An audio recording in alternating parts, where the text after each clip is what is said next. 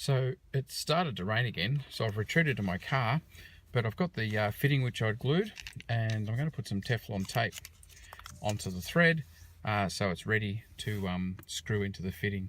As you can see, I got it all off with the big saw, which is a whole lot more less effort, so that was really good.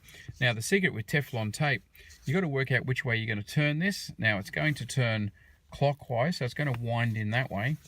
So when you put your Teflon tape on, you want to put it on so that winding it in pulls the tape tight rather than undoes it. So in that case, we want it to go on that way. And then, no, hang on.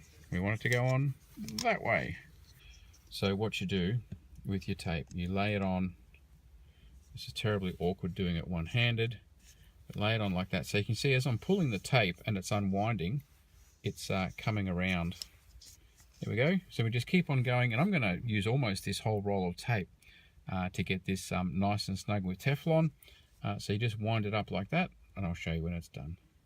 So there we go. You can see I've used quite a bit of the tape, and this is looking like from the side there, quite a bit of tape on there, because the thread was a bit loose. Now it's easy to add more tape on. You don't have to get it all on in the one spool. It'll seal just as well no matter how many bits you put on. So that's ready to be tightened up now.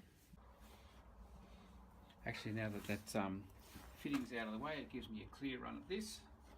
So I'm going to actually screw this guy here in while I can.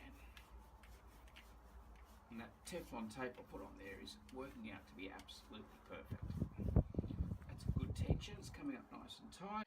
So the next question, of course, is how tight do you do it up? I'm doing it up here by hand, and as you can see there, it's coming up nice and tight and coming in good.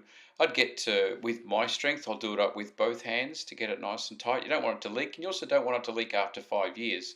So you want it to be reasonably tight. Sometimes I'll give it a little nib with a tool or something to tighten it up.